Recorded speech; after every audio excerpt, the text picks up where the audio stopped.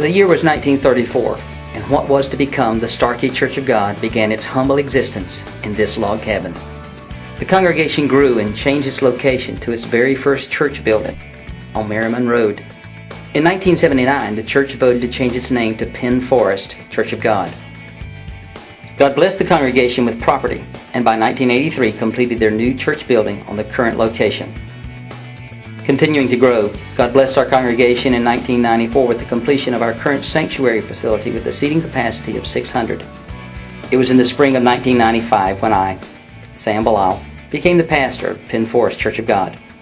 More growth occurred, and it was time to expand again. On March the 16th, 2003, we broke ground on a 7,000 square foot office and educational space, which was completed on October the 26th of that year. Our story began with a pioneer spirit and a rich history, of which we continue to build upon today. Formerly we were known as the Penn Forest Church of God, and in the spring of 2008 we changed our name to Celebration Church of God. And the reason for that change is that we desire to be known for who we are and what we do, rather than a former location. We began to make changes to our look.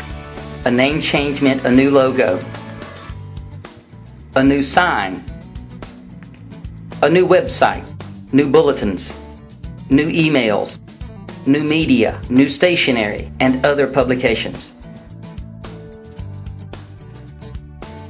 This all came to a pinnacle at our celebration service on August the 10th of 2008. This was a great day of celebration in what God had done, what He is doing, and by faith, what He will continue to do in our congregation. Not only has our name changed, but the faces of our congregation has changed as well. We are no longer a predominantly white, middle-class congregation, but God has blessed us with diversity.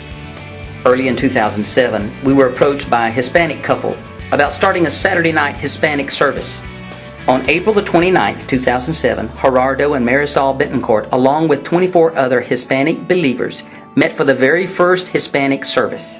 After only one short year, their attendance has quadrupled in size. They continue to break records on a regular basis, reaching new converts almost on a weekly basis.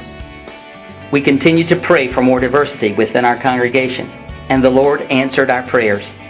In the spring of 2008, we were blessed with the addition of Burundi refugees, who began to attend our Sunday services. Today, we're working through growing pains as we face new challenges which come with a group of people who speak a different language and are learning a new culture. God continues to answer our prayer for a more diverse congregation by entrusting us with people from other ethnic groups within our American culture. God has also blessed us in our pursuit of excellence in our ministries. Our children's ministry continues to grow, causing us to knock out walls and rearrange our rooms to make additional space for our increased numbers. Our youth ministry has remodeled our old sanctuary and now uses it for their weekly worship service. Our music ministry continues to reach new heights as they usher us into the presence of God. Not only are we reaching in, but we reach out. We purchase an average of 3,000 pounds of food a month to provide food to 80 to 100 needy families. We also give financially to different mission projects each month. God has blessed and continues to bless our congregation. We give Him all the glory. We do this all because of the cross. In fact, we have made the cross a focal point in our services. In January of 2008, we celebrated the 51 people who were led to the Lord in 2007 by nailing their names to a wooden cross. As an act of faith, the very next week, we put up an additional cross to hold the names of the individuals who are going to receive Christ in 2008. By making it a visual part of every service, our people were inspired and responded. As a result, 51 souls were saved in the first 10 weeks. As of August 25th, 2008, we now have 78 names nailed to the cross. To God be the glory, great things He has done.